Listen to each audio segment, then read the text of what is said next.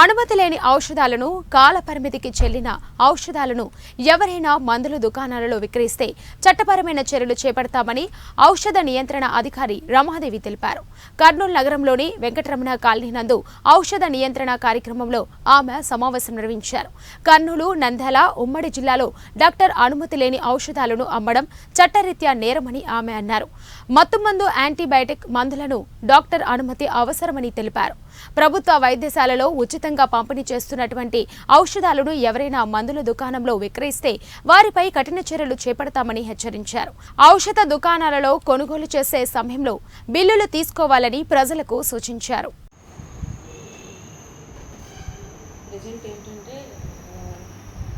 Drugs control department కూడా last 1 yearలో కూడా physician samples కానీ అంటే లైసెన్స్ లేకుండా స్టాక్ చేయడం కానీ ఫిజిషియన్ శాంపిల్స్ అనే కాదు మందులు డ్రగ్ లైసెన్స్ లేకుండా స్టాక్ చేయడము, నెక్స్ట్ ఫిజిషియన్ శాంపిల్స్ అనేవి షాపుల్లో పెట్టుకొని అధిక మొత్తంలో కానీ కొంచెం తక్కువ స్టాక్ కావచ్చు, ఎక్కువ స్టాక్ కావచ్చు పెట్టుకొని మందులు ఫిజిషియన్ శాంపిల్స్ షాపుల్లో డ్రగ్ లైసెన్స్ ఉన్నవాళ్ళు కానీ అమ్ముకున్నా కానీ, next government supply not for sale ఉన్న మెడిసిన్స్ కానీ ఇలాంటివి ఏ ఉన్నా కానీ కూడా బయట ఎక్స్పైరీ మెడిసిన్స్ పెట్టుకొని అమ్మినా కానీ తగు చర్యలు తీసుకోవడం అనేది జరుగుతుందండి. వీటికి శిక్ష కూడా ఎక్కువగానే ఉంది. నెక్స్ట్ లైసెన్స్ లేకుండా కూడా ఎవరు కూడా మెడిసిన్స్ అని స్టాక్ చేయడం కానీ, అమ్మడం కానీ, పర్చేజ్ చేయడం కానీ చేయకూడదని చెప్తున్నాము. నెక్స్ట్ అంతేకాకుండా మత్తు మందులు సంబంధించిన మెడిసిన్స్ కూడా వితౌట్ ఎనీ పర్చేజ్ బిల్స్ కానీ, నెక్స్ట్ మెడిసిన్స్ సేల్ చేసేటప్పుడు ప్రిస్క్రిప్షన్ మీద అమ్మడము, నెక్స్ట్ సేల్ బిల్ ఇష్యూ చేయడము అనేది చేయడం అనేది చేయాలని కోరుకుంటున్నాను. ఇలాంటివి ఏమైనా అనాథరైజ్డ్గా అమ్మడం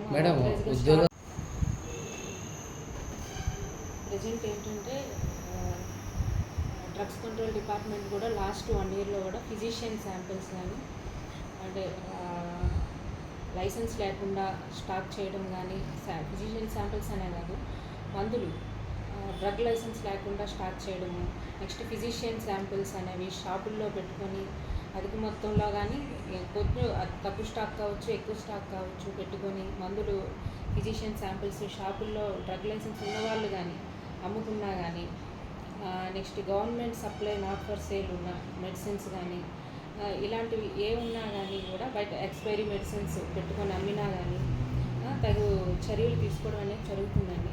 వీటికి శిక్ష కూడా ఎక్కువగానే ఉంది. నెక్స్ట్ లైసెన్స్ లేకుండా కూడా ఎవరు కూడా మెడిసిన్స్ అని స్టాక్ చేయడం కానీ, అమ్మడం కానీ, పర్చేజ్ చేయడం కానీ చేయకూడదని చెప్తున్నాము. నెక్స్ట్ అంతేకాకుండా మత్తు మందులు సంబంధించిన మెడిసిన్స్ కూడా వితౌట్ ఎనీ పర్చేజ్ బిల్స్ కానీ, నెక్స్ట్ మెడిసిన్స్ సేల్ చేసేటప్పుడు ప్రిస్క్రిప్షన్ మీద అమ్మడము, నెక్స్ట్ సేల్ బిల్ ఇష్యూ చేయడము అనేది చేయడం అనేది చేయాలని కోరుకుంటున్నాను. ఇలాంటివి ఏమైనా అనాథరైజ్డ్గా అమ్మడం ఉద్యోగస్తులు పాల్పడితే ఎలాంటి చర్య ఉంటుంది? ఎంప్లాయీస్ ప్రభుత్వ ఉద్యోగులు ఇలాంటి చర్యలకు ఎవరికైనా అది శిక్ష తప్పదండి.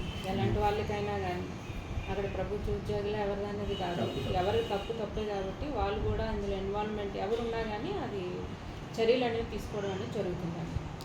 దానికి శిక్షలు కూడా ఎక్కువగానే ఉన్నాయి, పాత రోజుల్లా కాదు ప్రజెంట్ కూడా.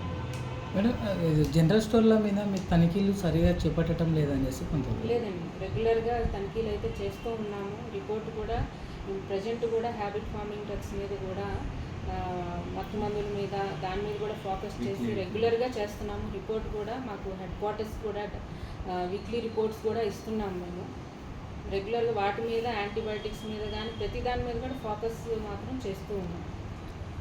Thank you.